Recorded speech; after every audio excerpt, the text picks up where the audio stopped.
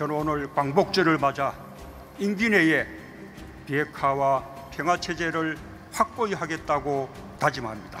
그 토대 위에서 평화경제를 시작하고 통일을 향해 나아가겠습니다. 네, 문재인 대통령의 광복절 경축사 앞서도 관련 소식 들으셨는데요. 어제 경축사 상당 부분은 북한 관련 언급이었습니다. 최근 북한의 잇따른 미사일 도발 등으로 남북 관계가 다시 얼어붙는 것 아니냐는 우려가 나오고 있는데요. 문 대통령은 평화통일 청사진을 공개하면서 이 평화체제에 대한 정부의 의지를 다시 한번 밝혔습니다. 2032년 하계올림픽 공동개최 그리고 광복 100주년인 2045년 원코리아 통일 한국을 강조했습니다. 2032년 서울, 평양 공동올림픽을 성공적으로 개최하고 2045년 광복 100주년까지는 평화와 통일로 하나된 나라 완코리아로 세계 속에 우뚝 설 수 있도록 그 기반을 단단히 다지겠다고 약속합니다. 자, 그리고 문 대통령 얼마 전 수석보좌관 회의에서 평화경제를 강조한 바 있는데요. 이 평화경제 언급을 두고 당시 일부 야당들 이렇게 반응했었죠. 어떻게 미사일 쏘는 사람들하고 경협을 한단 말입니까? 어떻게 우리 생명을 노리는 사람들하고 무기 내려놓고 어떻게 그렇게 대화를 할 수 있다는 말입니까? 장기적으로 우리 경제의 활성화에 긍정적인 영향을 미치는 순기능 효과를 기대할 수 있겠습니다. 그러나 남북 경협을 경제 전쟁의 해법으로 삼기엔 당장의 상황이 너무나 급박합니다. 네, 어제 경축사에선 이 같은 반응에 응답하는 듯한 언급과 함께 평화 경제에 대한 보다 구체적인 비전 제시도 있었습니다. 북한이 미사일을 쏘는데 무슨 평화 경제냐 말하는 사람들이 있습니다. 그러나 우리는 보다 강력한 방위력을 보유하고 있습니다.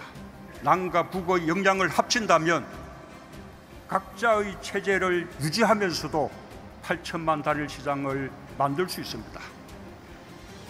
한반도가 통일까지 된다면 세계 경제 6위권이 될 것이라 전망하고 있습니다. 자, 그런데 북한 곧바로 반발하는 입장 내놨습니다. 문재인 대통령의 경축사가 전해지자 대남기구인 조국평화통일위원회 조평통 메시지를 통해서 이전보다 더욱 강도 높아진 비난을 내놨습니다. 아예 남측과 다시는 마주 앉지 않겠다라고 엄포까지 놨습니다. 아래 사람들이 써준 것을 그대로 졸졸 내리읽는 남조선 당국자가 웃겨도 세게 웃기는 사람인 것만은 분명하다. 애써 의연함을 연출하며 북조선이 핵이 아닌 경제와 번영을 선택할 수 있도록 하겠다고 멱살하는 모습을 보면 겁에 잔뜩 찔린 것이 역력하다. 두고 보면 알겠지만 우리는 남조선 당국자들과 더 이상 할 말도 없으며 다시 마주 앉을 생각도 없다. 자, 그러면서 이 방송에 언급하기도 약간 애매한, 적절하지 않을 수도 있는 표현들 다수 썼습니다. 자, 그리고 고사성어도 하나 언급했는데요. 어제 광복절 경축사가 태산명동 서일필 같다라고 했습니다. 태산명동 서일필 원뜻인가 하니까 자, 태산이 떠나갈 듯이 요동치더니 뛰어나온 것은 쥐 한 마리뿐이었다. 이런 뜻인데요. 북측은 이렇게 설명했습니다. 섬나라 족속들에게 당하는 수모를 씻기 위한 똑똑한 대책이나 타들어가는 경제 상황을 타개할 뾰족한 방안도 없이 말재간만 부리었으니 허무한 경축사, 정신구호의 라렬이라는 평가를 받을 만도 하다. 자, 이뿐만이 아니었죠. 오늘 오전 또 미상의 발사체를 동해상으로 쐈습니다. 벌써 이달 들어서만 4번째입니다. 청와대는 NSC를 소집해서 관련 정보를 분석하고 안보 상황을 점검했습니다.